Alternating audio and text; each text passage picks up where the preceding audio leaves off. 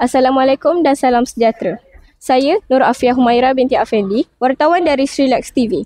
Hari ini, 10 Disember 2025, Sekolah Kebangsaan Sri Laksmana telah mengadakan klinik pemantapan kemahiran bola jaring yang dianjurkan oleh unit kokurikulum dan kelab bola jaring. Pihak sekolah telah berbesar hati menjemput An-Najwa Azizan yang merupakan pemain FA bola jaring kebangsaan untuk memberikan bengkel dan klinik teknik permainan.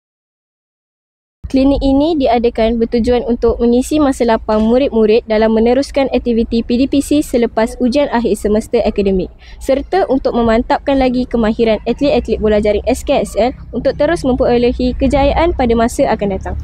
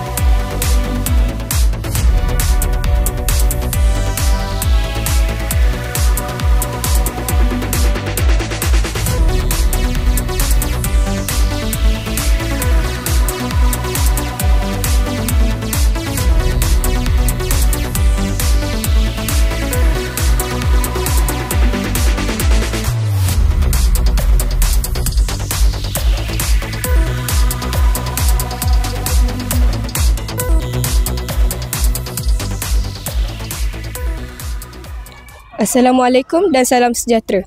Hari ini kita bertuah kerana bersama seorang atlet kebangsaan yang ramai pelajar kagumi, Cik An-Najwa.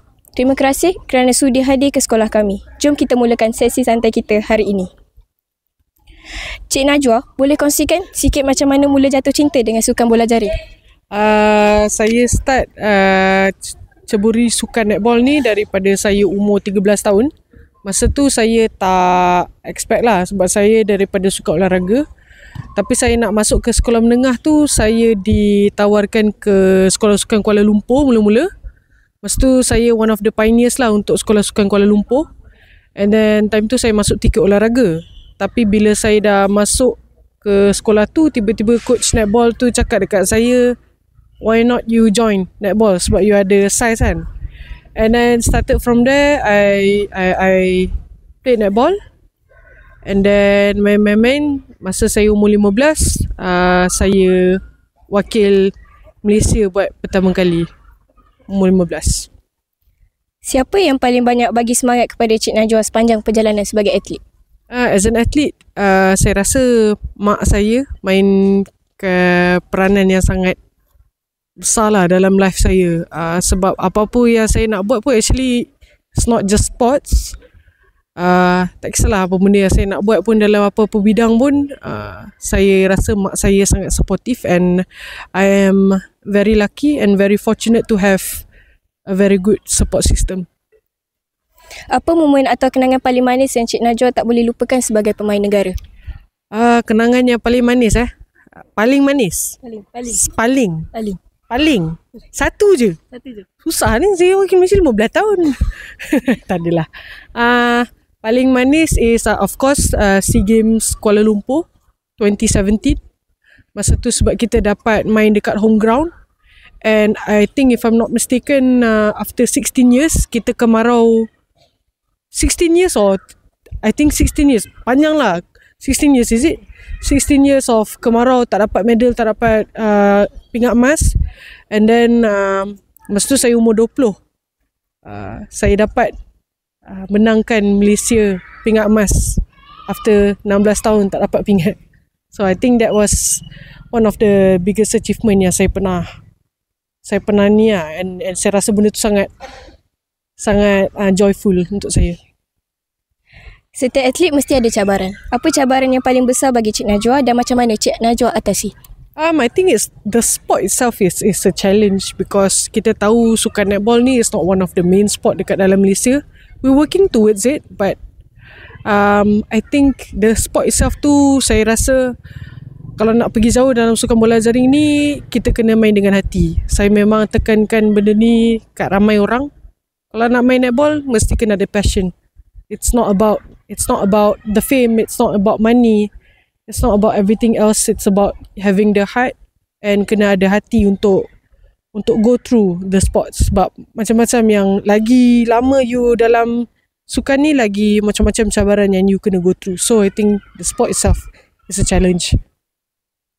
Ramai pelajar sekolah kami minat bola jaring. Apa nasihat paling mudah tapi power yang Cik Najwa boleh bagi? Sebab dia sekolah kebangsaan kan, sekolah rendah. I think jangan limitkan diri sendiri kepada satu sukan. Kalau boleh, kembangkan lagi. Try different type of sports. Macam saya pun sendiri, even saya dah umur 28, saya tetap try juga sukan macam surfing. Saya try sukan macam rugby. You know, just to keluarkan and jumpa orang-orang yang baru. And you know, from the skill of different sport, actually you dapat bawa balik juga skills yang you boleh guna pakai dalam sukan bola jaring. So my advice for the youngins is cuba sukan yang berbeza. Tak ada masalah pun, tak salah. And once you find the right sport tu, you fully commit to the sport. Macam mana Cik Najwa kekalkan disiplin dari segi latihan, kesihatan dan fokus? I think macam saya cakap sebelum kita start sesi ni kan, saya cakap every time you training, you kena tahu you punya purpose. Kalau you tak ada goal, you pergi training, you tak ada goal, nanti you rasa macam you buat pun ala balai, you buat pun you rasa macam apa benda ni kan, sekadar buat je. But when you know you punya tujuan, sama macam you study kan, you tahu you ada exam ni, that's why you pergi kelas pun you lebih bersemangat. Sebab you ada purpose, you ada tujuan. So buat benda mesti kena ada tujuan, mesti kena ada goal. Macam mana Cik Najwa kekalkan akhir sekali, apa harapan Cik Najwa untuk atlet muda dan pelajar di sekolah kami? I think the balance between education and sports. Macam saya pun dulu, Datuk Marina Chin sangat tegaskan pada kita semua masa saya sekolah sukan Bukit Jalil. Saya bawa naungan dia. Dia banyak advice and dia banyak tekankan to focus on both education and also sports. Sebab bila kita dapat ada satu je, boleh, tapi why not kita ada dua-dua, you know. Sebab sports ni it's not forever. Kita boleh get injured anytime, walaupun kita tak nak kan. Tapi the injury tu akan sentiasa ikut kita daripada belakang. The only thing that we can do is try to prevent, but we will never know. So education is very important. Terima kasih banyak Cik Najwa atas perkongsian yang santai tapi sangat bermakna. Kami semua doakan Cik Najwa terus berjaya dan jadi inspirasi buat generasi muda. Okay.